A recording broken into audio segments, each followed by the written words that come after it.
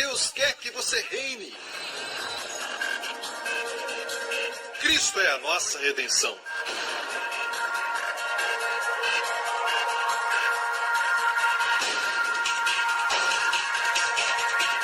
Deus é justo e faz o pecador justo.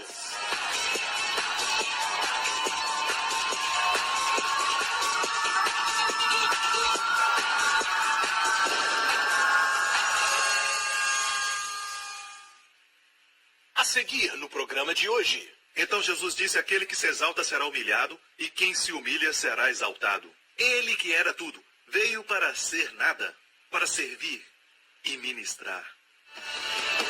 God so loved the world, He gave His only Son. Perfect love upon the cross.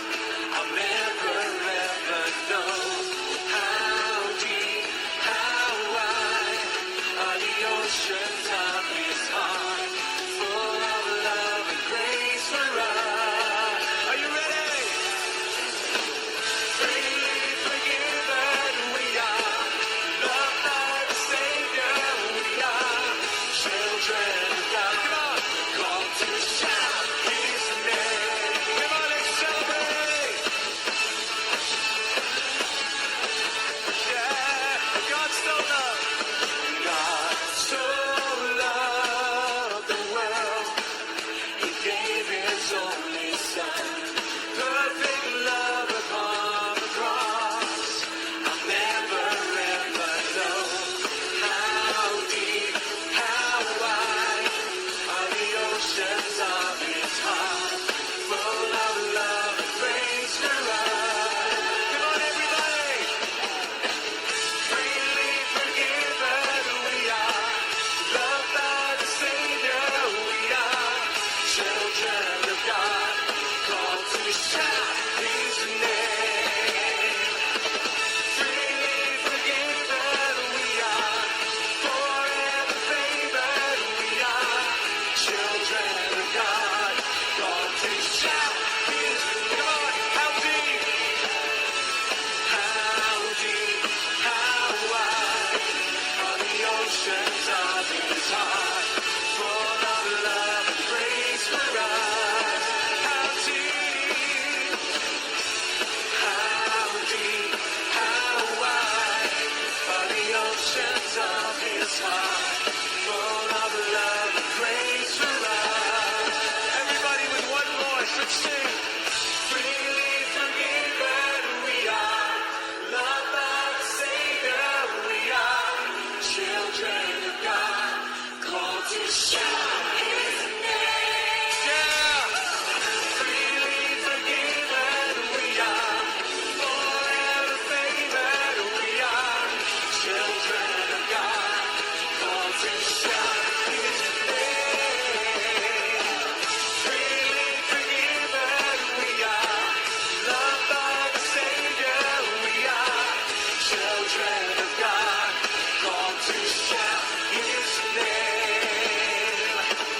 Freely forgiven we are, forever favored we are, children of God. Come on, called to shout His name. Hoje com o pastor Joseph Prince. Na semana passada compartilhamos sobre a diferença entre se familiarizar e ser íntimo. Os discípulos de Jesus se familiarizaram com Jesus, mas por muitas vezes demonstraram a falta de saber quem ele realmente era.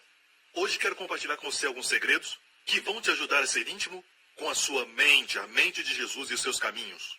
Certo? A sua forma de operar, a sua forma de fazer as coisas. E eu creio que até o final do culto você vai sair daqui com uma segurança no seu coração e um grande conforto em saber que esse maravilhoso Jesus não é o que a tradição fala que ele é. Certo? Mas primeiro, vamos ver no Evangelho de Lucas, que Deus colocou nos Evangelhos alguns capítulos lado a lado para nos ensinar uma ordem divina. Ok? Agora, se você olhar a história de Jesus cronologicamente, o que quer dizer? Que aconteceu em sequência, pela ordem dos acontecimentos. Essa é a ordem cronológica. Jesus pregou essa mensagem e depois fez esse milagre, depois andou sobre as águas. O mais cronológico, em termos de sequência, é o Evangelho de Marcos. O Evangelho de Marcos está na ordem dos acontecimentos, mas o resto dos livros da Bíblia está de acordo com a ordem divina. Às vezes, uma história que aconteceu depois é colocada antes de uma história que aconteceu primeiro, mas o Espírito Santo as coloca lado a lado para mostrar uma verdade espiritual e o seu significado. Assim são os capítulos que eu quero compartilhar hoje em Lucas 14 e 15. Mas antes de irmos a esses textos, vamos primeiro a Lucas 18 e 19. Eu tenho esse ensinamento no meu livro, Destinado a Reinar, e em Lucas 18 temos o jovem rico. Em Lucas 19 temos Zaqueu, certo? Em Lucas 18, Jesus deu àquele jovem rico a lei, e ele não quis abrir mão de $1, certo? Em Lucas 19, Jesus deu a Zaqueu o quê? Graça. E isso abriu a casa de Zaqueu, abriu o seu bolso e também seu coração. Aquilo que a lei não pode fazer, a graça vai muito mais realizar. Posso ouvir um amém? Então, mesmo que as histórias não aconteceram cronologicamente, o Espírito Santo as colocou lado a lado para podermos aprender que o que a lei não pode fazer, a graça vai muito mais realizar. Posso ouvir um amém? Agora vamos para Lucas 14 e Lucas 15, certo? Lado a lado. Eu nunca falei isso publicamente, mas quero compartilhar com você hoje, porque eu creio que lendo esses dois capítulos, o Espírito Santo vai trazer a você a intimidade com a mente e os caminhos de Jesus. E você vai amar isso. Você vai sair daqui deste lugar com tanta alegria de que este é o seu Salvador. Amém? Em Lucas 14, é como se Jesus viesse ao nosso mundo. Se você está anotando, em Lucas 15, é Jesus nos levando ao seu mundo. Quantos sabem que o nosso mundo é um mundo muito triste? É um mundo muito triste e também decaído. Se o mundo não fosse decaído, as crianças não morreriam antes do tempo, não haveriam doenças, acidentes, gripe aviária e nem pneumonia asiática. Não haveriam terroristas. Este é o mundo decaído. Em Lucas 14, Jesus vem ao nosso mundo. E eu quero mostrar em Lucas 15, eu amo isso, ele nos traz ao seu mundo. E como ele é, certo? Lucas 14 primeiro. Olha Lucas 14, começa dizendo, no primeiro verso, tendo Jesus entrado num sábado em casa de um dos chefes dos fariseus para comer pão, eles o estavam observando. Que razão mais horrível para convidar Jesus? Quantos gostariam que alguém convidasse você a um jantar e convidassem você só para observar? O jeito que você usa sua gravata, o jeito que você amarra os seus sapatos, coisas que eu não faço. Certo? Eles observam tudo sobre você. Eles te convidaram para encontrar alguma falha, estão observando bem de perto. Quantos gostariam de ir a um jantar como esse? Ninguém gostaria, certo? Mas os fariseus convidaram a Jesus, certo? Fizeram um banquete para honrarem Jesus, certo? Mas o objetivo era observá-lo. E em Lucas 14, o tema principal da mente de Jesus, se você é íntimo com ele, é isso. Ele não se sente em casa, em Lucas 14. Não se sente em casa, na casa dos fariseus. Ok? Mas nada pode deter a suprema bondade do seu coração de se manifestar. E a Bíblia diz, achava-se ali diante dele certo homem hidrópico. Nós não sabemos que doença era essa. Alguns dizem que era elefantíase. Alguns dizem que era outra doença, mas sabemos que era uma doença. E quantos sabem que Jesus não podia olhar para isso e não fazer nada? Mesmo na casa de um fariseu. E isso é a bondade do nosso Salvador. Então, a Bíblia diz, Jesus tomando a palavra, falou aos doutores da lei e aos fariseus, dizendo, é lícito curar no sábado? Ele fez essa pergunta, é lícito curar, porque ele sempre defendia uma lei. Então ele perguntou, é lícito curar no sábado? A Bíblia diz, eles ficaram em silêncio. Mesmo com seus corações duros, não puderam responder, não é lícito. E a Bíblia diz, Jesus, pegando no homem, o curou e o despediu. Foi direto. Eu amo isso. Pegando, curou e o despediu. E Jesus se virou aos fariseus e disse isso. Qual de vós, se lhe cair num poço um filho ou um boi, não o tirará logo mesmo em dia de sábado? Ok, vamos trazer para um nível mais pessoal. Vamos dizer que você tem um cachorro, um cachorrinho, e esse cachorrinho cai num buraco, certo? No domingo. Você vai dizer, hoje é meu dia de folga, eu vou te tirar amanhã, segunda, o dia que trabalho. E alguns de vocês que estão sofrendo alguma condição no seu corpo, e estão pensando porque Deus, na sua soberania, no seu poder, na sua majestade, ainda não foi persuadido a usar sua misericórdia para curar o meu corpo, certo? E você tem esse tipo de atitude com Deus e pensa assim. Escute ao que Jesus diz a respeito das pessoas doentes. Ele vê as pessoas doentes como um boi ou um animal que caiu num poço. Precisa ser resgatado imediatamente. Coloque isso no seu coração. É assim que o Senhor vê as pessoas doentes. Ele vê as pessoas doentes como aquelas que precisam de atenção imediata. Ele não culpa os doentes dizendo que é por causa do pecado. Ele os vê como alguém que caiu no poço. Ele não pergunta, por que você está aí? Jesus disse que eles estão lá e nós precisamos tirá-los. Precisamos saber disso. E ele perguntou, qual de vós, se ele cair num poço, um filho ou um boi, não o tirará logo mesmo em dia de sábado? A isso nada puderam responder. E ele observou algo naquele lugar. Ele observou que todos os convidados dos fariseus, era uma casa grande, ele observou que todos escolhiam os primeiros lugares, brigando por aqueles lugares. Isso o entristeceu. Então a Bíblia diz, Jesus propôs-lhe esta parábola ao notar como os convidados escolhiam os primeiros lugares. E esta é a parábola, e por causa do tempo, vou direto a ela, e ele disse, quando alguém fizer uma festa de bodas e convidar você, Jesus disse, não sente no primeiro lugar, para que quem te convidou para aquela festa venha você e vê você assentado lá atrás, diga, venha para frente, meu amigo, você vai ser honrado diante de todos ali. Mas se você pegar o primeiro lugar e alguém mais importante chega e ele te diz, você pode mudar de lugar, vai ser envergonhado na frente de todos. Então Jesus disse, aquele que se exalta será humilhado e quem se humilha será exaltado. Podemos dizer que este convidado divino na casa do fariseu não se sentia em casa naquele lugar. Sabe que quando Jesus, que veio do céu, olhando ao seu redor, vê os filhos de Adão brigando por posições, tentando ser o maior, o melhor, sabe? E tentando ser a pessoa mais importante.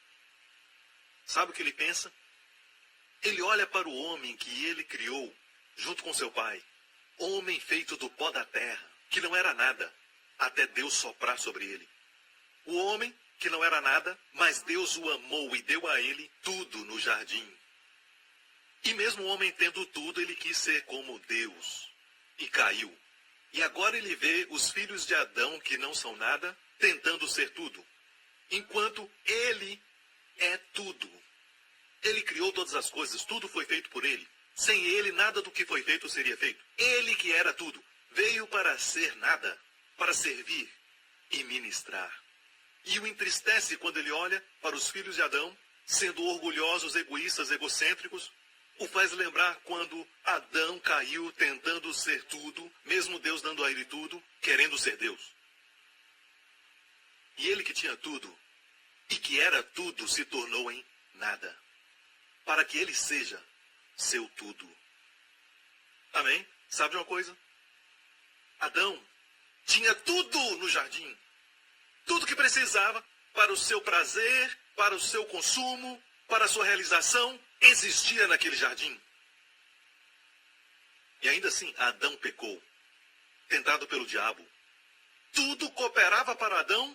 Adão caiu no meio da abundância, no meio de tudo o que era bom. Jesus, quando foi tentado pelo diabo no deserto, sendo tudo contrário a ele, obedeceu a Deus. Aleluia. Amém? Agora olha isso. Nem os fariseus e os seus convidados viram a necessidade por ele. Como disse antes, alguns veem Jesus como um mestre. Quando você vê alguém como um mestre, você vê alguém dando os seus ensinamentos que você, com seu esforço próprio, tem que aplicar. Mas ele não veio para ser um mestre. Alguns o veem como um padrão, como um exemplo, mas isso é até pior quando você o vê como um padrão, como um exemplo. O seu exemplo só pode te condenar por causa da sua vida perfeita sem pecado. E se você o tenta fazer como exemplo a seguir, você vai depender dos seus próprios recursos que você não tem porque está falido espiritualmente para segui-lo. Então para que ele veio? O que ele veio fazer nessa terra? Devemos voltar ao momento do seu nascimento. Os anjos encheram o céu e meia-noite em Belém se tornou meio-dia quando os anjos apareceram. Como no momento que ele morreu naquela cruz, o meio-dia se tornou meia-noite, para que Deus possa brilhar sua luz em você e eu. Amém? Então, naquela noite em Belém, quando os pastores cuidavam das suas ovelhas pela noite, os céus se abriram e os anjos apareceram e deram essa mensagem para os pastores ali. Nasceu para vós nesse dia, na cidade de Davi, o Salvador. Não um juiz, não um mestre da lei, mas um Salvador. E nenhum dos que estavam ali viu a necessidade de um Salvador. Eles o viram como um padrão, eles o viram como um rabino, os fariseus o viram como um adversário, uma competição, mas nenhum dos que estavam ali estavam conscientes do seu pecado e da necessidade dele. Não se sentia em casa. Você me ouve? Então um deles exclamou: bem-aventurado o que comer pão no reino de Deus. Amém? Isso está no verso 15. Um deles disse: bem-aventurado o que comer pão no reino de Deus. Porém ele lhe disse: um certo homem fez uma grande ceia e convidou a muitos. Por causa do tempo eu vou resumir essa parábola. Jesus olhou para eles e o homem disse: não é maravilhoso comer pão no reino de Deus? E Jesus disse: se você conhecesse a verdade, deixe-me contar essa história. Um certo homem rico fez uma grande ceia. Diga grande ceia. E convidou a muitos. Diga convidou a muitos. E disse: vinde para os convidados, vinde que já está tudo preparado. Sabe que Deus no céu está convidando a todos para participarem da ceia? Porque tudo já está preparado. Porque quando seu filho morreu na cruz e exclamou: está consumado, o Pai preparou uma grande ceia para participarmos. Vinde que já está tudo preparado. Nessa mesa tem perdão dos seus pecados. Nesta mesa, amizade com Deus. E você pode caminhar e falar com Deus como amigo. Nesta mesa, alegria imensurável. Nesta outra mesa, paz que excede todo o entendimento.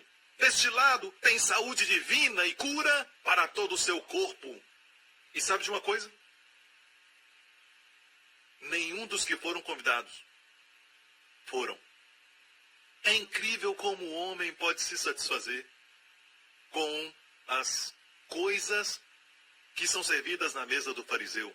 Muitos vão à ceia do homem, mas ninguém foi para a ceia do Senhor. E ainda alguém falou: bem-aventurado que comer pão no reino de Deus. E Jesus disse: deixe-me falar isso. Venha, Dan, me dá sua mão. Se Deus não fizer isso, por estar num lugar mais alto, e todos nós caídos, se Deus não tivesse descido, mesmo nos convidando, não poderíamos ir. Ele tinha que nos levar onde Ele está. Nenhum de nós estaria aqui hoje. Não seríamos salvos se Deus só tivesse convidado e não tivesse nos trazido até a sua ceia. Obrigado. Olha o que os convidados disseram, um por um. Deram desculpas. Um deles disse: comprei para mim um campo e importa ir vê-lo. Pense nisso. Quem compra um campo e só vai ver depois? É uma desculpa esfarrapada.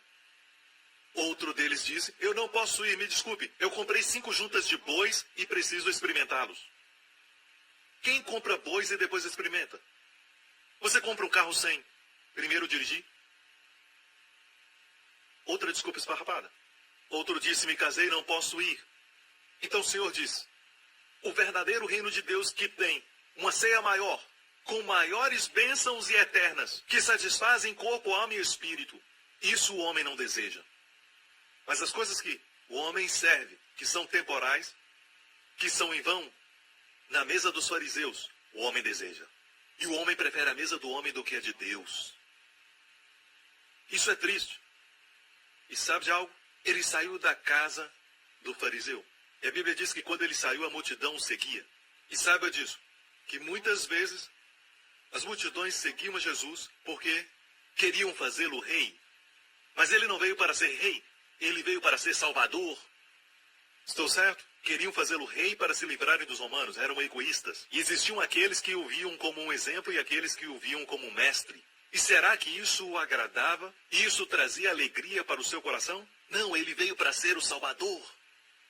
E a multidão que o seguia o adorava, o exaltava. Mas sabe o que ele fez? E isso vai te dar o contexto das palavras de Jesus. Ele se virou e disse: se alguém quer me seguir, vir após mim, quer me ver como um padrão, então deve levar a sua cruz, deve carregar a sua cruz e abandonar tudo mais, e então vir após mim.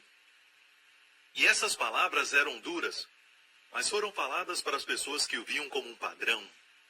Estava dizendo que se você me vê como um exemplo e não um salvador, isso é o que deve fazer, para ser como eu, carregar sua cruz, deixar tudo e me seguir. Mas se olha para mim como um salvador da sua vida, eu vou te salvar do jeito que você está. Eu quero ir a Lucas 15. Não posso esperar a ir a Lucas 15. Vamos a Lucas 15. Lucas 15, o próximo capítulo, verso 1, diz assim: e chegavam-se a ele todos os publicanos e pecadores para o ouvir. Finalmente, ele encontrou pessoas que eram conscientes dos seus pecados. Eram conscientes da necessidade dele como Salvador. Sabe de uma coisa? Esse foi o momento mais feliz de Jesus, porque ele pronunciou 3 parábolas: a ovelha perdida, a dracma perdida, o filho pródigo. E em todas elas ele fala da alegria de encontrar a ovelha perdida, a alegria de encontrar a dracma perdida e a alegria de encontrar o filho perdido. Ele está nos dizendo o que o faz ficar muito, muito feliz. Quando Deus encontra pessoas para salvar. E olha, eu não estou falando da época do passado, quando uma certa vez você encontrou Jesus e o aceitou como Salvador. Mas depois disso, muitos cristãos, depois de aceitarem Jesus como Salvador, certo? Olham para ele como mestre. Não mais um Salvador. Você sabia que Jesus quer ser seu Salvador todos os dias da sua vida? Você sabia que todos os dias tem áreas na nossa vida que precisam ser salvas? Às vezes tomo decisões erradas e preciso que ele seja o meu Salvador. Preciso que ele seja um Salvador nos meus relacionamentos. Preciso que ele seja um Salvador para mim, para me livrar das doenças e tudo mais. Todos os dias preciso do meu Salvador. Algumas pessoas pensam que ele só nos salvou do inferno para irmos ao céu um dia. E isso não está na Bíblia. A salvação é algo diário e também eterno. Ele quer ser o seu Salvador diário. O seu nome, Jesus, Yeshua, quer dizer Salvador. Mas se o ver como mestre, vai ser difícil. Se você o ver como um exemplo, vai ser pesado. Pense em alguém que está afogando. E um professor de natação passa ali e diz: lê o meu livro. E a pessoa está na lista dos best-sellers. Como nadar? Agora, leia. Isso vai ajudar a pessoa que está afogando? Não. O que a pessoa que está afogando precisa é Salvador, que vai pular na piscina e salvá-lo. Jesus veio para ser o nosso eterno e diário Salvador. Amém? Então olha isso. Chegávamos a ele os publicanos e pecadores. Não tinham se aproximado até esse momento. Na casa dos fariseus, eles não puderam entrar. Sabe por quê? Não foram convidados. Eles estavam às margens da sociedade e também não estavam entre a multidão do lado de fora. Sabe por quê? Se sentiam indignos de seguir a multidão. Mas sabe algo? Quando eles se aproximaram, Jesus então se sentiu em casa. Você acha que é um grande pecador? Ele é um Salvador ainda maior. Amém. E chegaram-se a ele. E os fariseus estavam murmurando. E a Bíblia diz: os fariseus e os escribas murmuravam: este recebe pecadores e come com eles. O escândalo da graça. Sabe qual foi sua resposta? Você quer saber qual a resposta de Deus hoje para as pessoas que questionam o jeito de Deus salvar? Sabe qual é a resposta dele hoje? Quando as pessoas dizem: eu não sei por que você merece tanta bênção. Você é muito sortudo. Sabe qual é a resposta de Deus para isso? Sabe qual é? Está nessa parábola. E ele lhes propôs essa parábola, dizendo: que homem dentre vós, tendo 100 ovelhas, e perdendo uma delas, não deixa no deserto as 99 e vai após a perdida, até achá-la. E o próximo verso: e achando-a, a põe sobre os seus ombros, jubiloso. E chegando a casa, convoca os amigos e vizinhos, dizendo-lhes: alegrai-vos comigo, porque já achei a minha ovelha que estava perdida.